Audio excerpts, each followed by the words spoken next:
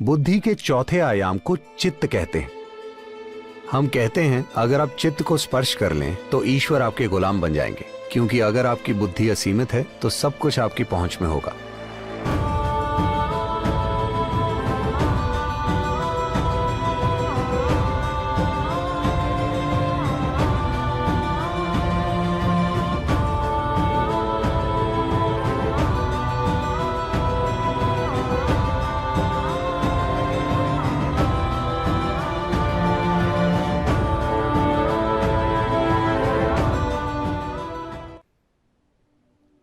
योग विज्ञान में दिमाग जैसा कुछ नहीं होता।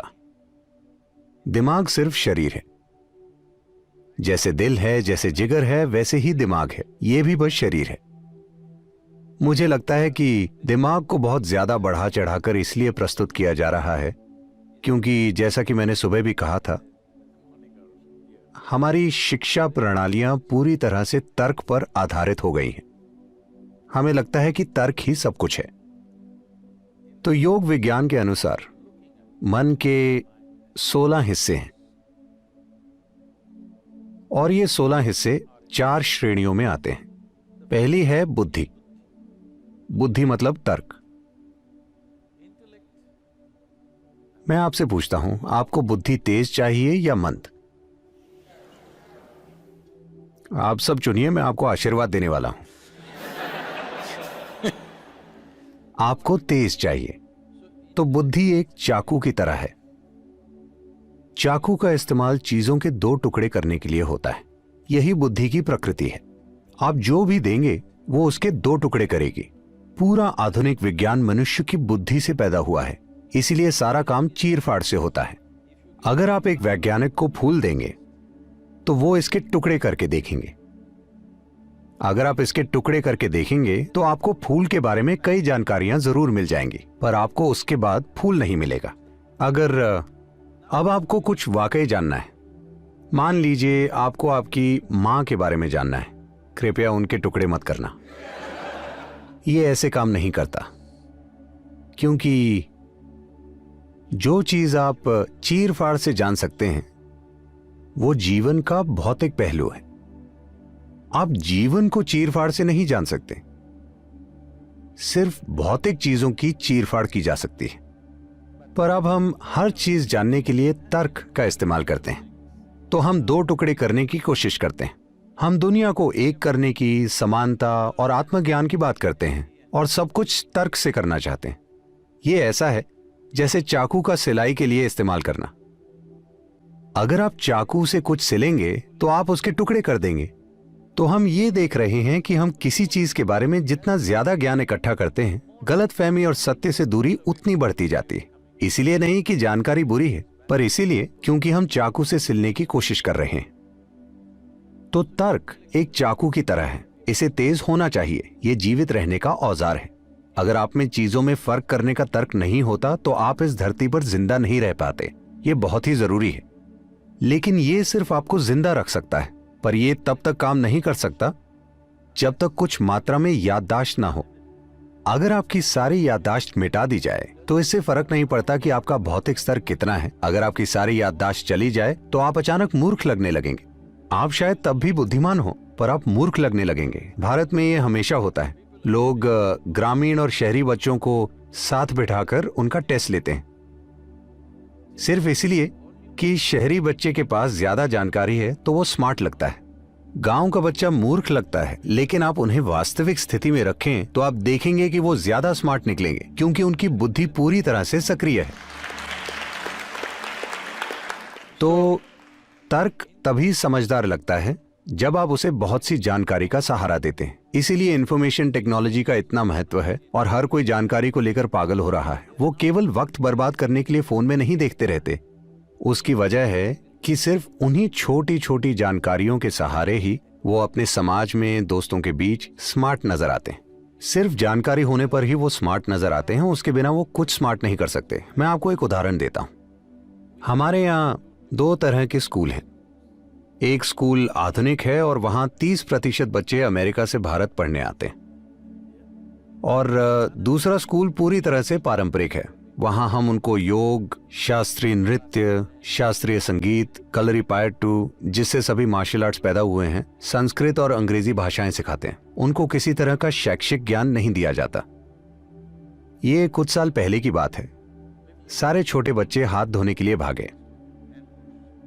नल इतनी ऊंचाई पर है, 6 से 7 साल के बच्चे वहां तक पहुंच नहीं पाते।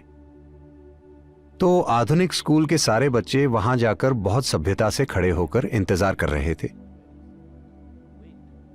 कि कोई शिक्षक या कोई और आकर बेंच रखे जिस पर चढ़कर वो हाथ धोएंगे। और ये दूसरे बच्चे दौड़े, बड़े बच्चे नीचे झुके, छोटे बच्चे उन पर चढ़े और हाथ धोकर भाग गए।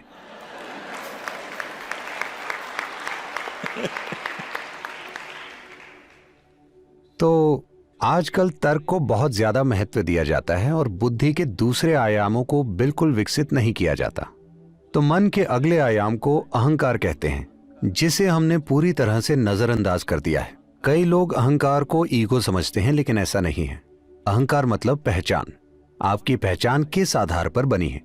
क्योंकि तर्क मुख्य रूप से उस पहचान की रक्षा करने का साधन है जो आपने अपने लिए बनाई है।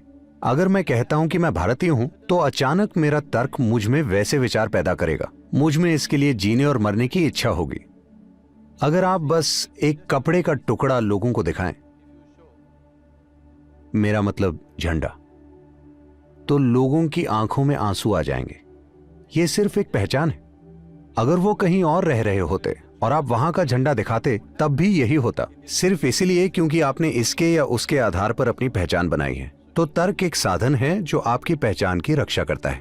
पहचान वो साधन है जिसकी वजह से तर्क एक निश्चित तरीके से काम करता है। तो अगर बुद्धि चाकू है, तो जो हाथ उसे पकड़ता है वो पहचान है। आप मुझे बताइए, चाकू के काम करने के लिए यह जरूरी है कि चाकू तेज हो, लेकिन चाकू से विनाश होगा या विकास, ये उस हाथ पर निर्भर करता है जिसने उसे पकड़ा है ना?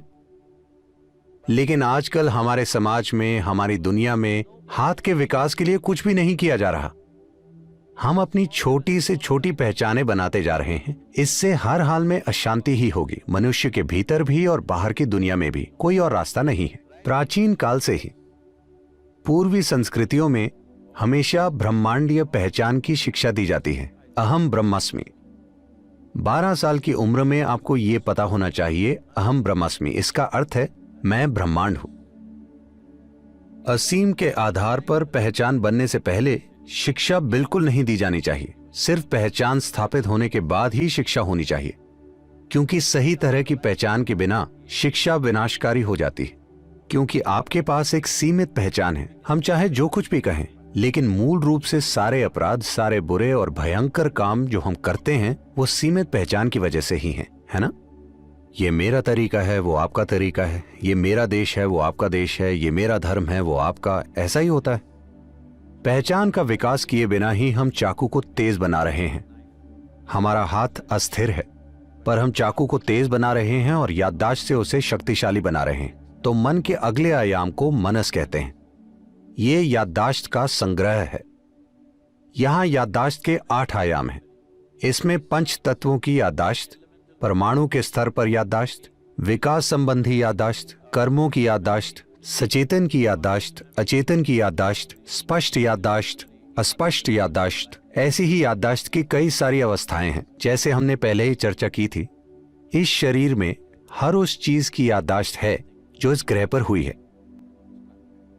अगर हम पर्याप्त ध्यान दें तो हम सिर्फ इसे देखकर ही जान सकते हैं कि जीवन का विकास कैसे हुआ है। सिर्फ 150 साल पहले चार्ल्स डार्विन ने इस ग्रह के जीवन का अध्ययन किया और जीवन के विकास के बारे में बताया था। But over 15,000 years ago, Adi Yogi spoke about how life evolved. लेकिन आदि योगी ने 15,000 साल पहले ही इसके बारे में बात की थी। उन्होंने पहले ही कहा था, लगभग हर भारतीय ये जानता है लेकिन सचेत नहीं है, 10 अवतार हैं। आप ये सब काफी पढ़ रहे होंगे। पहला अवतार मछली या पानी के जीव, फिर जल स्थल चर जीव, फिर स्तनधारी जीव, फिर आधा मनुष्य आधा जानवर, फिर बौना मानव, फिर पूर्ण विकसित लेकिन क्रोधी मानव, फिर शांतिपूर्ण मानव, फिर प्रेममय मानव, उसके बाद ध्यानमय मानव और आखिर में दिव्यदर्शी मानव होने की मान्यता है। ये किसी एक आदमी की कहानी नहीं है, ये इस ग्रह के जीवन के विकास की कहानी है। तो 15,000 साल पहले किसी ने यह माइक्रोस्कोप से देखकर नहीं, बल्कि अपने भीतर देखकर बताया था, क्योंकि विकास की पूरी कहानी यहां लिखी है। योग विज्ञान इसी पर केंद्रित है कि याददाश्त के अलग अलग आयामों को कैसे सक्रिय करें, क्योंकि अगर आपकी याददाश्त सीमित है तो आप हर हाल में बचकाने काम करेंगे। अगर आपका तर्क बहुत ज्यादा काबिल हो जाता है तो यह बहुत जरूरी है कि आपकी पहचान ब्रह्मांडीय हो, असीमित पहचान हो, और आपकी याददाश्त इस तरह से विकसित हो कि उसके सारे आयाम सक्रिय हों। ये तीनों एक निश्चित तरीके से काम करते हैं। बुद्धि के चौथे आयाम को चित्त कहते हैं। ये बुद्धि का वो आयाम है जो याददाश्त से प्रभावित नहीं होता। हमें समझना चाहिए कि हम अभी जैसे हैं वो सिर्फ हमारी याददाश्त की वजह से, चाहे वो हमारी त्वचा का रंग हो या हमारी पहचान किस रूप में है, हम पुरुष हैं या स्त्री, सब कुछ याददाश्त तय करती है। हमारे अंदर जो याददाश्त मौजूद है वही सारे पहलू तय करती है। मैं एक मनुष्य हूं या कोई और प्राणी, ये भी याददाश्त तय करती है। याददाश्त एक अद्भुत संभावना है, लेकिन वो एक रुकावट और एक सीमा भी है। जिसे अब मैं और आप कहते हैं, उनके बीच की सीमा भी सिर्फ याददाश्त ही है। जो मुझे अपने सिस्टम में याद है और जो आपको अपने सिस्टम में याद है, वही सीमा है। तो याददाश्त एक सीमा भी है और जितने भी रूप हुए हैं उनका आधार भी। लेकिन चित्त में कोई याददाश्त नहीं होती। याददाश्त नहीं है तो सीमा भी नहीं है, वो बुद्धि जिसकी कोई सीमा नहीं है।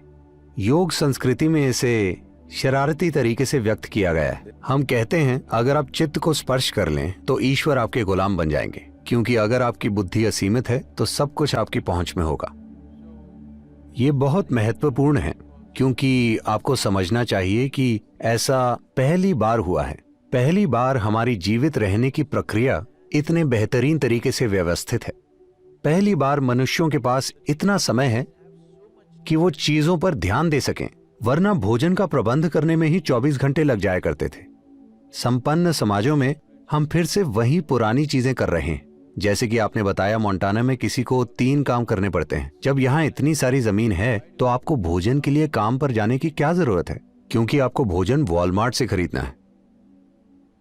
मेरा मतलब, हमने सारी परिस्थिति को टेढ़ा मेढ़ा कर दिया है।